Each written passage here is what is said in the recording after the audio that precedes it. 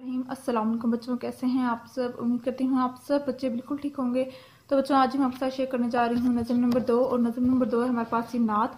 آپ سب بچے اپنی نظم نمبر 2 اوپن کر لیجئے۔ تو چلیے سٹارٹ کرتے ہیں اپنا آج کا لیکچر۔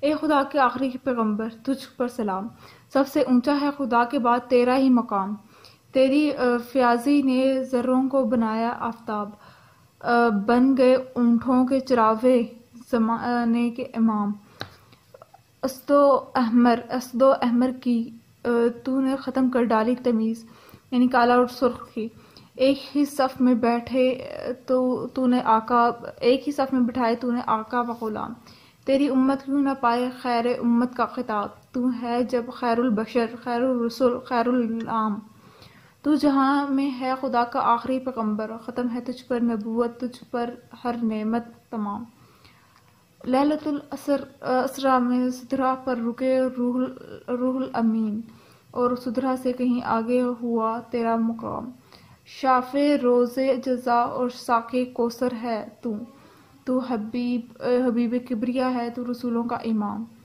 دونوں عالم کی سعادت ہاتھ آئے گی ظہور، جب بنے گا تو محمد صلی اللہ علیہ وآلہ وسلم کے غلاموں کا غلام۔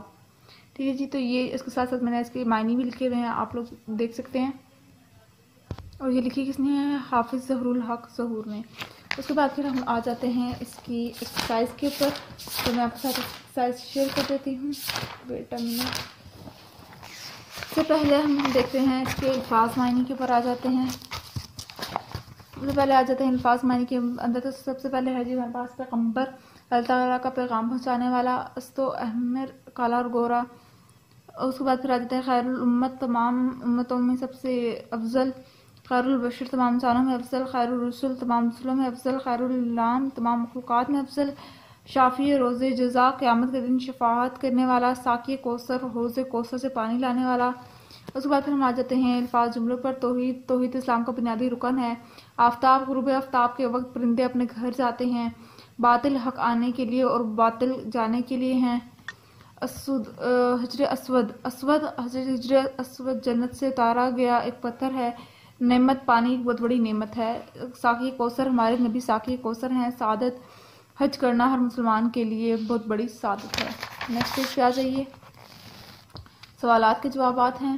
آپ صلی اللہ علیہ وآلہ وسلم کی آمد سے آپ صلی اللہ علیہ وآلہ وسلم کی آمد سے خصوصاً عرب و معاشرے میں کیا تبدیلی آئی؟ آپ صلی اللہ علیہ وآلہ وسلم کی آمد سے عرب کی کایا ہی پلٹ گئی، بتوں کو پوجا کرنے والے ایک اللہ کی عبادت کرنے لگے، معاشرے سے جہالت اور ظلم کا خاتمہ ہو گیا، لوگ بدی کی راہ کو چھوڑ کر نیکی کی راہ پر چلنے لگے۔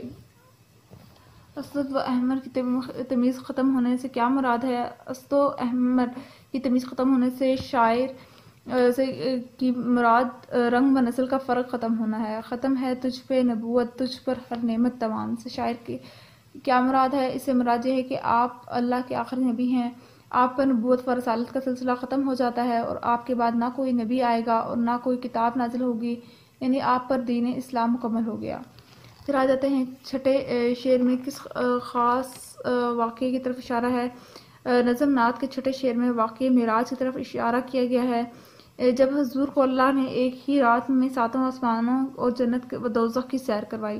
شافی روز جزا کی وضاحت کریں۔ شافی روز جزا کا لفظ حضور اکرام صلی اللہ علیہ وسلم کے لیے استعمال کیا گیا ہے، جس سے مراد یہ ہے کہ آپ روز قیامت اپنے گناہ گار امت کی بخشش کے لیے اللہ سے سفارش کریں گے۔ شاعر کی آخری پیغمبر سے کیا مراد ہے؟ آخری پیغمبر سے مراد اللہ کے آخری پیغمبر، یعنی آپ صلی اللہ علیہ وسلم اللہ کا پیغام لوگوں تک پہنچانے والے آخری نبی ہیں۔ دونوں عالم کی سعادت کس طرح حاصل ہو سکتی ہے؟ دونوں عالم کی سعادت نبی کریم صلی اللہ علیہ وسلم کے صحابہ کرام سے عقیدت و محبت رکھنے سے حاصل ہوتی ہے۔ پھر آ جاتے ہیں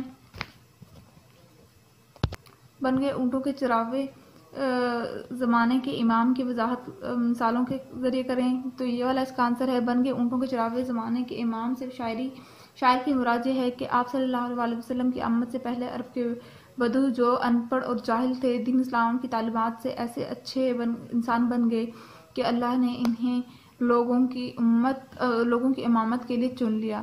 نعت میں سے اس میں علم کی مثالیں ڈھونڈ کر لکھیں تو یہ ہے، ٹھیک ہے جی۔